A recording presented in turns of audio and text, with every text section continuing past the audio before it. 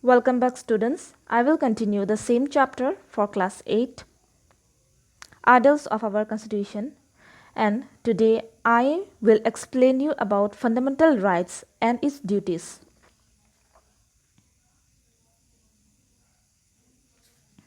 First of all, I will tell you the meaning of fundamental rights. Fundamental rights are a group of rights that have been recognized by the Supreme Court for the well-being of the Indian citizen. In ordinary language, we can say that the fundamental rights are the basic freedom given to the Indian citizen by the Indian Constitution. Now, let us go more in deep and understand what the basic fundamental rights in the Indian Constitution, which are divided into 6 categories. So, these are the 6 categories. First, right to equality. Second, right to freedom. Third, right against exploitation. Fourth, right to freedom of religion. Fifth, right to culture and education. Sixth, right to constitutional remedies. So these are the 6 fundamental rights. Now let us move to the first right, that is right to equality. It is from Article 14 to 18. So now when we talk about right to equality is very important in a society like us. The purpose of these rights is to establish the rule of law, where all the citizens should be treated equal before the law. So, right to equality have 5 provisions of equality from Article 14 to 18. This provides for equality before law or for the protection of law to all the person in India, and also prohibits discrimination in the grounds of religion, race, caste, gender or place of birth. So, the following are the 5 types of rights to equality. First, we have Article 14, equality before law and equal protection. Article 15, prohibition of discrimination on certain grounds. Article 16, equality of opportunity in matters of public employment. Article 17, abolition of untouchability and prohibition of its practice. And Article 18, abolition of titles. This all it is for the people, and it is all about right to equality. Next, we'll move on right to freedom.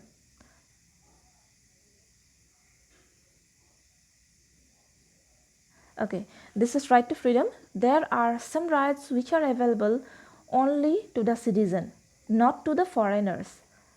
Only citizen of India. There are 6 rights which protects against only state actions, not against private individual. So there are some rights. These are freedom of speech and expression. Freedom of speech and expression means it is meant for the people. The people can express their own ideas if they want. Assemble peacefully and without arms. For association and union. Form association and union. Move freely throughout the territory. Resides and settle in any part of India. Practice and profession and carry on any occupation, trade or business. Means people are very much free. They are free to live in the particular society. They have freedom of speech and expression. They can say whatever they want. They can express their ideas. They can reside in any country, in any place, and settle their business throughout the territory. They can move. They can settle anywhere in any part of India.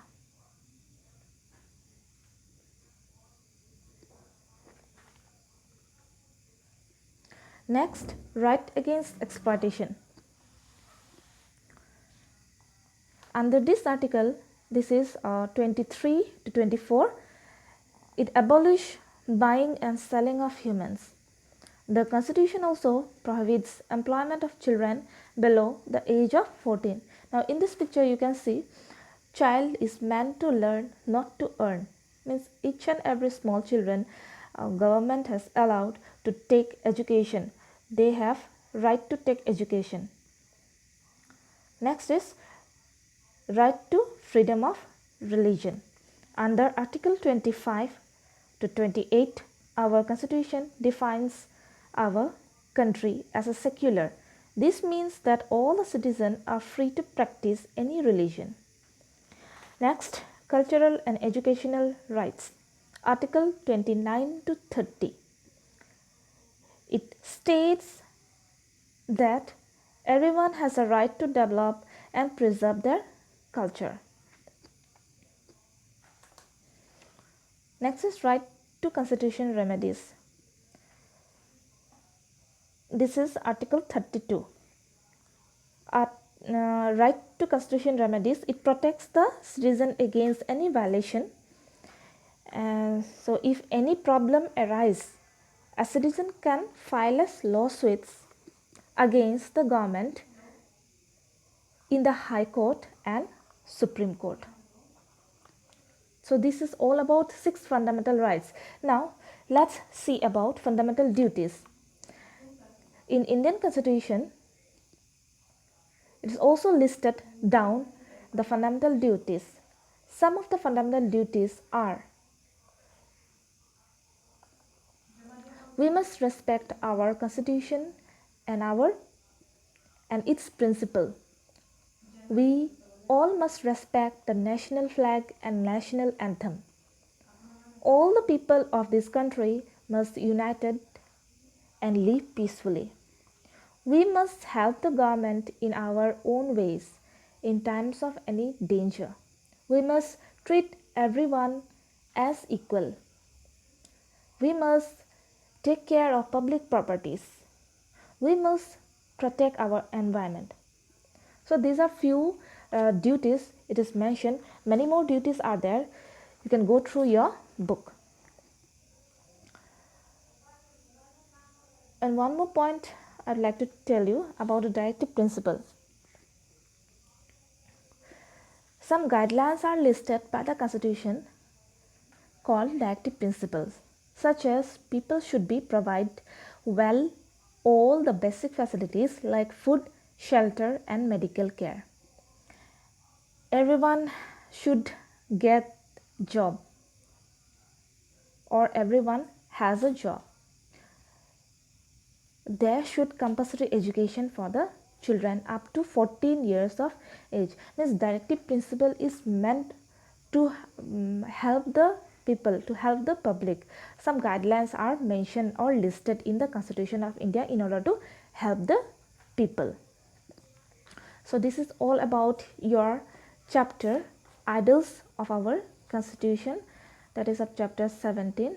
Next we will see a new chapter. Okay, thank you.